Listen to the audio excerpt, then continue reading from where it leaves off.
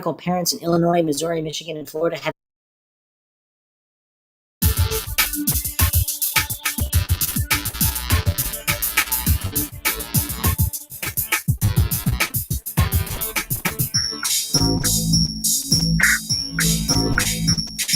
If you like audiobooks or audio shows, check out a free trial of Audible. Just click the link in the description.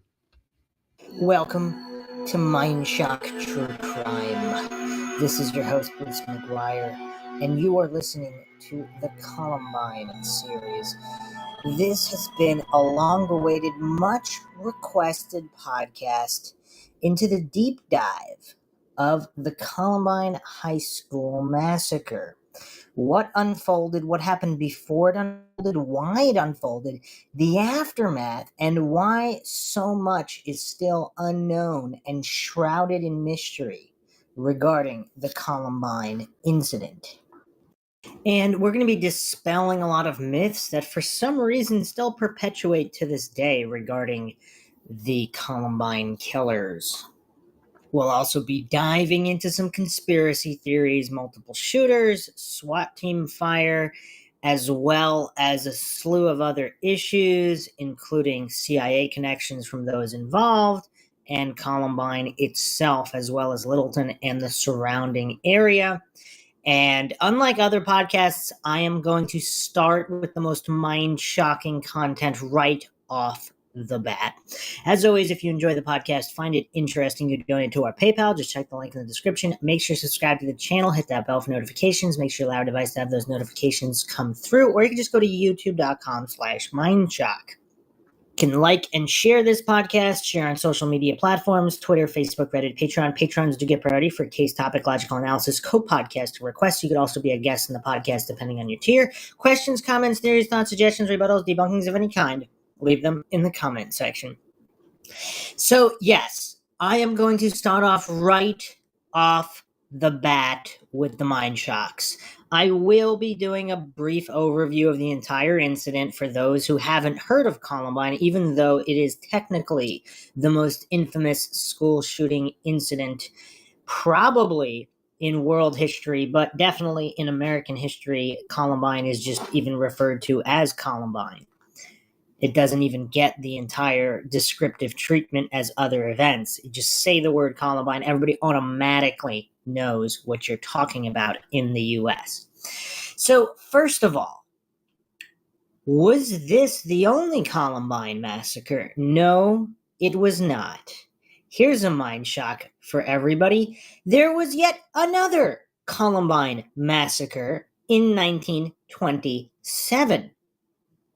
So this was the November 21st massacre of 1927. And this was 72 years before the famous April 21st, 1999 massacre. And this massacre was carried out by Colorado state troopers and militia against miners who were on strike at the Columbine mine in coincidentally named Serene, Colorado. So this is from ColoradoEncyclopedia.org, the Columbine Mine Massacre. On November 21st, 1927, members of a Colorado militia fired into a crowd of hundreds of striking miners in Weld County, the town of Serene, killing 6 and wounding 20. The Columbine massacre showed that little had changed in Colorado in terms of relations between workers and companies, as well as between labor and the state in the 13 years since the Ludlow massacre, the deadliest labor conflict in state history. And the Ludlow massacre was 13 years prior to that, and that was on April 20th, 1914. So interesting dates here. We have almost to the exact day, within hours of the exact day of the April 21st massacre, 1999, there is a massacre April 20th, 1914, and yet another massacre, November 22nd, 1927. Now, before we get to the Ludlow Massacre, let me finish with the Columbine Massacre of 1927. The disputed events. Coal mining in Colorado. Mining in Colorado is often associated with precious metals such as gold and silver, but by the late 19th century, coal had become the state's most important commodity. It underwrote the entire industrial economy, from gold mining and smelting to construction and railroads. Coal also heated hundreds of homes in cities such as Denver. Unlike coal operations in the eastern U.S., coal mining in Colorado was dominated by only a handful of large companies, with the two most prominent being Colorado Fuel and Iron and the Rocky Mountain Fuel Company. Working in coal mines was dirty and dangerous. Even in the 1920s, after decades of labor activism had resulted in some gains for workers, coal miners still worked up to 12 hours a day, 6 days a week. They inhaled coal dust all day long, which led to the devastating respiratory disease known as black lung. Mine shafts could collapse or flood. Rock slides and fires were also common. Flammable methane gas released from coal beds often built up in the mines, and each morning an inspector had to check the air quality before work could begin. If this was not done properly, explosions would occur, such as when the Jokerville mine exploded near Crested Butte in 1884, or when the Vulcan mine in Garfield County blew up 3 times between 1896 and 1918. Rise of the Colorado Wobblies. Given the slew of accidents, injuries, and deaths at the state's coal mines, it is no wonder that many miners turned to unions to advocate for better working conditions in the early 20th century. At Ludlow, in 1914, workers were represented by the United Mine Workers of America. The UMWA largely withdrew from Colorado by the 20s after its lack of success in the previous decade. In its place became a more radical union, the Industrial Workers of the World, the IWW, whose members were known as Wobblies and explicitly embraced communism. This position made the union a major target of local newspapers and state officials during the late 1910s and 20s, when anti-communist sentiment ran rampant across the country. In 1919, for instance, famous IWW leader William Big Bill Haywood was jailed along with several other union leaders. These actions, however, only resulted in other members stepping into the leadership void. The strike of 1927. In 1927, the catalyst for union activity in Colorado actually came from far beyond the state's borders. On August 23rd, 2 Italian immigrants and anarchists, Niccolo Sacco and Bartolomeo Vanzetta, were wrongfully executed for murder in Massachusetts. In response, the IWW, made up of immigrant workers from dozens of nations, urged coal miners in Colorado to go on strike in solidarity with Sacco and Vanzetti. Some 10,000 responded in a day-long walkout, indicating that conditions were ripe for further union activity in the state. Mine workers and state officials retaliated by firing some of the Solidarity strikers and closing common meeting grounds for miners, such as pool halls. Despite those measures, in early September, IWW leaders met in Aguilar in southern Colorado to finalize demands for a strike. They wanted wages up from about $6 to $7.50 per day, employment of union check weighmen who verified each miner's tonnage, which figured into how much they were paid, and the recognition of pit committees, groups of employer and worker representatives who dealt with labor problems at mines. The strike officially got underway in October, with some 8,400 workers leaving mines across the state. Governor William H. Billy Adams refused to recognize the IWW and declared the strike illegal. Conflict at the Columbine mine. While the bulk of the state's coal industry was crippled by the walkouts, the Columbine mine near Lafayette was able to remain in operation by hiring 150 strikebreakers. Opened by the Rocky Mountain Fuel Company in 1919, the Columbine had quickly become one of the largest and most productive coal mines in the state, employing hundreds and leading Colorado in tonnage by 1923. Such production came at a price, however. By 1927, workers had experienced dozens of accidents there, many of them fatal. And we'll get into other theories that actually believe that the Columbine area is actually cursed, it's some kind of vortex for evil activity, etc. And that's without even considering the 1999 school shooting. That's without that in the equation. There are people that believe that. During the strike, conditions at the Columbine quickly drew tense. To protect the strikebreakers and keep out union agitators, armed company guards converted the Columbine mine town of Serene into an armed camp, complete with barbed wire fencing and gates. Meanwhile, to recruit more workers to its cause, the IWW sent out carloads of singing agitators from Lafayette who made the rounds of the state's coalfields, belting out the union's anthem, Solidarity Forever. On the morning of November 14th, the quiet of Serene was broken by a demonstration of, according to the Longmont Daily Times, 400 striking miners led by their wives who waved flags and sang patriotic airs. They then piled into 50 cars and drove around the coalfields of Boulder County in a show of solidarity. With no end to the strike in sight and a diminishing coal supply as winter approached, the Longmont Daily Times gravely noted that the situation is getting serious, to say the least. Massacre. The disputed events of the next week would prove the Daily Times tragically correct. On the morning of November 21st, a crowd of about 500 striking miners and their wives marched to the gates of Serene, intending to go onto the Columbine mine to prevent strikebreakers from working. They were met by armed mine guards and, at mine owners' request, members of the Colorado Rangers, also known then as the Colorado State Police, a volunteer law enforcement group modeled after the Texas Rangers and ordered to Serene by Governor Adams. When Colorado Rangers leader Louis Scherf ordered the crowd to halt, IWW leader Adam Bell went to the gate and asked it to be unlocked. Instead, he was taunted and struck with a club, and a 16-year-old boy next to him had an American flag ripped out of his hand.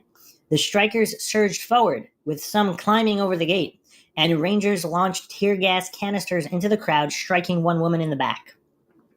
A bloody brawl ensued, with strikers wielding rocks, fists, and knives, and Rangers swinging clubs and firing tear gas. The state police then fell back and opened fire on the crowd, which had intentionally left its firearms behind. Miners claimed a mounted machine gun also created a crossfire. 2 men were killed instantly, while 4 more later died of their wounds, and some 20 additional men and women were injured. Several guards and state policemen were also hurt. The slain miners were John Easteniz, Nick Spanudakis, Rene Jacques, Frank Kovich, Mike Vidovich, and Jerry Davis. The last names reflect the varied nationalities and backgrounds of the miners, all of whom pledged solidarity to one another under an American flag that was now, as one 1989 account of the massacre put it, riddled with bullets and stained with blood. Aftermath. The massacre prompted Governor Adams to organize the National Guard in preparation for a statewide battle, similar to the aftermath of Ludlow. However, the Guard never left Denver. Somewhat surprisingly, there were no reprisal attacks in the northern or southern coalfields, suggesting strikers had tired of violence. Thereafter, the strike lost momentum as workers and other unions distanced themselves from the IWW and resumed negotiations with the state's industrial board. The board had refused to recognize the IWW, but otherwise recognized miners' right to petition. After several more outbursts of violence between the state police and the IWW strikers across Colorado's southern coalfields, the strike finally ended in May 1928. New Rocky Mountain fuel owner Josephine Roche was a prominent union sympathizer, and she instituted a $7 wage and recognized the UMWA as the company's official union. Legacy. The strike that led to the Columbine Massacre shows that coal miners' working conditions had changed little despite decades of organizing, while the massacre itself indicated the state officials' contempt for organized labor had not dissipated in the roughly 14 years since Ludlow. The events of 1927 to 1928 were in many ways a reprise of Ludlow, except without much retaliatory aggression by miners. Still, no rangers or mine guards were held responsible for their actions on November 21st. The massacre also sounded the death knell for the IWW in Colorado, as workers came to realize that the union did not have the political sway to get them what they needed. Left out of most Colorado history books, the Columbine Mine Massacre nonetheless remains one of the most tragic events in the state's long and brutal struggle between workers and their corporate exploiters. And you can tell there's no political bias here on coloradoencyclopedia.org. Now, the Ludlow Massacre, this was April 20th, 1914. The Ludlow Massacre began on the morning of April 20th, 1914, when a battle broke out between the Colorado National Guard and striking coal miners at their tent colony outside of Ludlow in Las Animas County. Nobody knows who fired the first shot, but the incident is remembered as a massacre because the miners and their families bore the brunt of the casualties. At least 19 people died, including one guardsman, 5 miners, and 13 women and children who suffocated as they hid from the gunfire in a pit. More died in violence throughout southern Colorado over the next few days. No matter how the casualties are counted, the Ludlow Massacre is one of the bloodiest events in American labor history. The massacre was the culminating event of the 1913 to 1914 Colorado coal miners' strike. The strike had 2 main goals: getting coal operators to follow state of Colorado mining law and gaining representation by the United Mine Workers of America for Colorado's coal miners. The dispute was bloody from the outset, with deaths on both sides. The state's largest private employer, the Colorado Fuel and Iron Company, employed most of the striking miners. Since it had more resources than the miners, its effort to intimidate union members into ending the dispute resonated most in the public mind. For example, October 17, 1913, an armor-plated car, quickly dubbed the Death Special, shot up the miners' tent colony at Forbes, killing one and scaring many. As a result of such tactics, every miner's tent colony was heavily armed. In response to that, Colorado Governor Elias M. Ammons deployed the National Guard to keep the miners under control. Wow, that is really, really crazy. The Guard was supposed to maintain the peace, but since miners had already worked out a deal with the state to pay for the cost of deployment, the troops actually caused more trouble. The battalion also included many veterans of the Spanish-American War and the Philippine insurrection, who were conditioned to think of the multi-ethnic miners as their inferiors. No matter which side fired first on April 20th, the battle began as a result of mutual distrust and fear. With a history of violence on both sides, any minor incident could have blown up to be a major conflict. Once that conflict started, most of the residents of the Ludlow colony evacuated. Thinking the colony had been abandoned, guardsmen burned the tents to the ground. Nobody knew about those 13 women and children and the pit until their bodies were found the next morning, suffocated by the fumes rather than shot down in cold blood, as the miners alleged. However, an accurate indicator of the Guard's unbridled hostility towards the miners was the cold-blooded execution of 3 leaders under a flag of truce. Louis Tikas, a Greek-American leader of the striking miners, was shot 3 times in the back. Ramifications from the massacre began instantly. When other miners heard of the events at Ludlow, they went on a killing spree across the region. Mine supervisors and guards were shot. Mine property was destroyed. Innocent people were killed on both sides. It is impossible to determine how many people died in the days after the massacre, although it was certainly more than the number of the people who died in the initial tragedy. Rumors of a slaughter by the National Guard run rampant, fueled by the outside world's inability to confirm what happened. On April 28th, President Woodrow Wilson dispatched the U.S. Army to Colorado, thereby ending the violence and restoring order to the region. So clearly, this is really, really bizarre regarding the activity that took place. I mean, these are dark times, massacres, reprisals, people going around killing innocents on both sides. I mean, this is really, really dark stuff. And it's about to get into Rockefeller Illuminati territory now. The 1913 to 1914 Colorado coal strike ended in December 1914, with the Union achieving none of its stated objectives. Nevertheless, the deaths of the women and children in the death pit captured the public imagination. In an era that can be described as Victorian in outlook, killing unarmed women and children, even if done by accident, was completely unacceptable to the American public. Therefore, despite the hostile press that striking miners had received before the massacre, media outlets attacked the mine owners with gusto afterwards. It was Denver's Rocky Mountain News rather than the miners that coined the term Ludlow Massacre shortly after the event. A clever media campaign by the UMWA that included a nationwide speaking tour by female survivors of the massacre won further support for the Union cause. An investigation of the strike and subsequent massacre by the U.S. Commission on Industrial Relations under Chairman Frank Walsh kept the tragedy in the news for years after it happened. The primary object of Union and public hostility after the Ludlow massacre was John D. Rockefeller Jr., the oil baron's son and primary stockholder of CF&I. Shortly after the tragedy, the writer Upton Sinclair and others protested outside Rockefeller's New York City office. Sinclair was also part of a mock trial of Rockefeller for murder near the industrialist's hometown in upstate New York.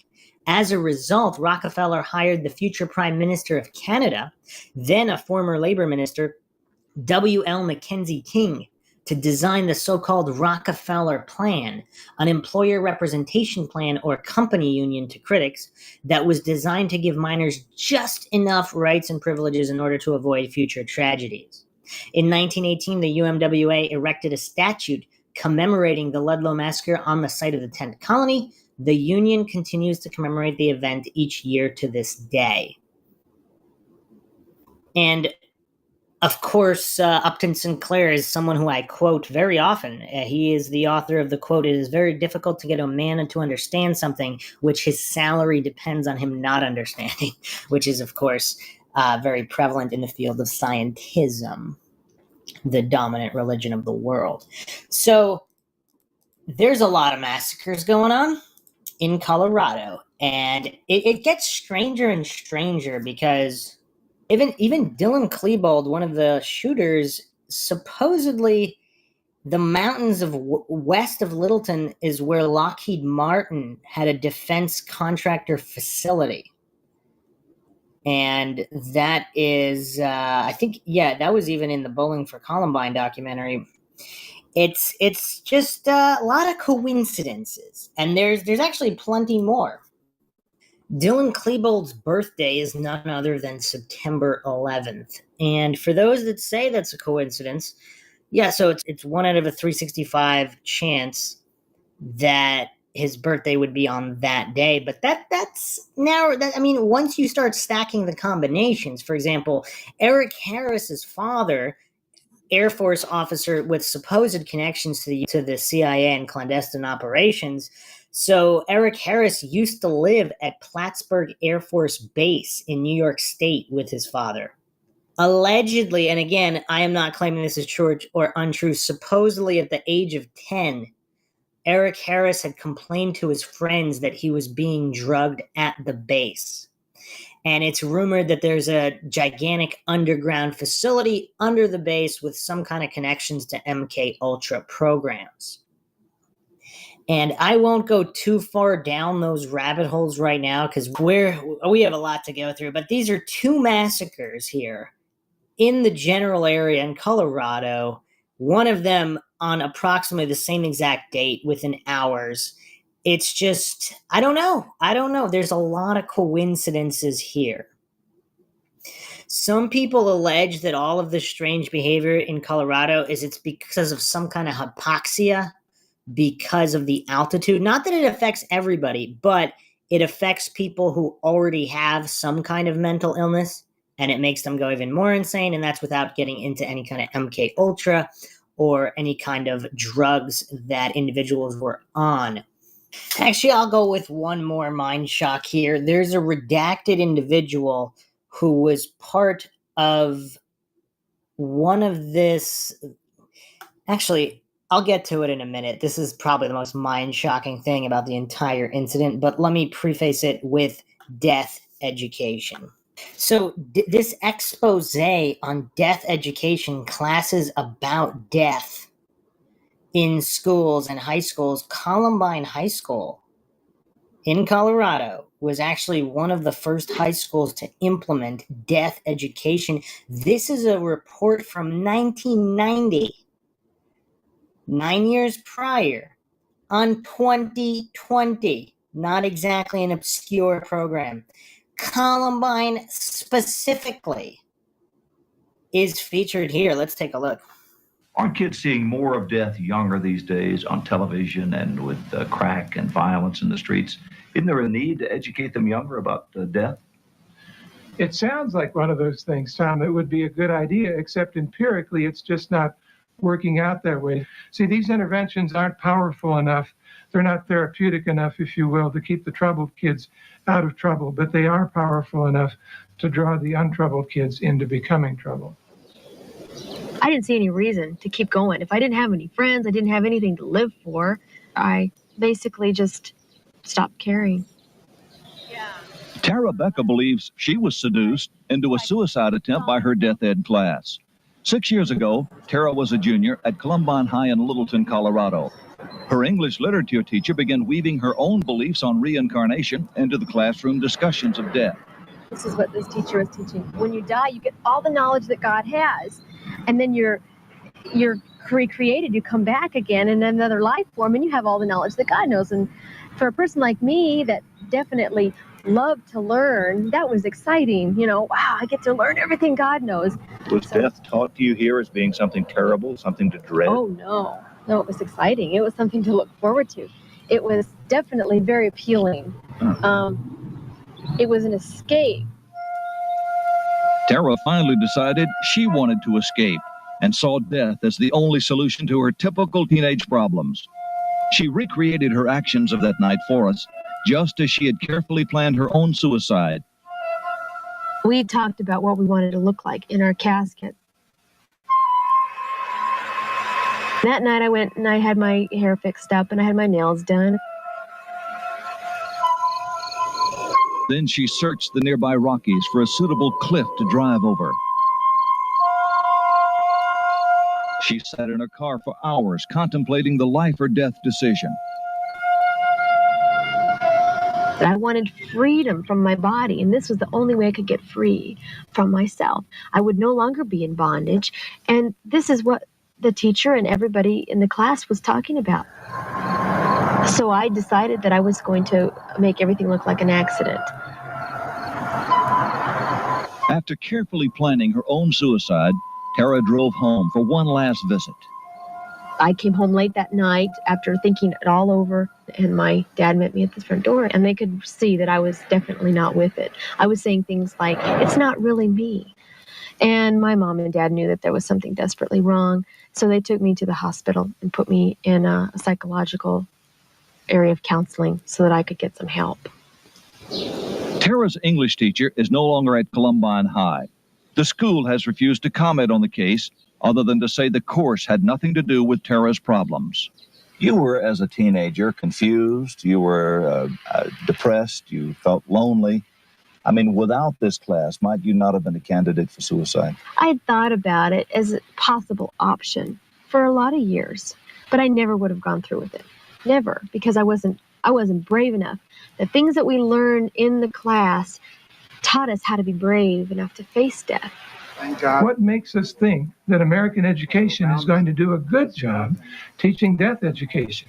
We ought to be trembling about the fact that the schools, which have failed to teach academics, are now presuming to teach matters of life and death. Yes, some elements of this teaching just do seem overly morbid, touching cadavers and everything. We should point out that the use of actual bodies in these classes is reasonably limited, but we had no trouble finding this course. Do parents know that this is being taught in each case? That's a major problem, Hugh. All right, I'm sorry to disappoint, but some things came up. I need to, nothing serious, but I need to take off and head out for a bit. So I will get back to the video. I was supposed to get it done this morning. I was up since 4 a.m., so it's not because I wasn't working. But anyways, I'll head back on this afternoon. So on that note, I'm going to repost, if I had not already done that, this video from Mindshock. If you want to see the full video before this afternoon, but if you want to wait, then I will see you on that end. So on that note, I hope that everyone has a wonderful rest of your day.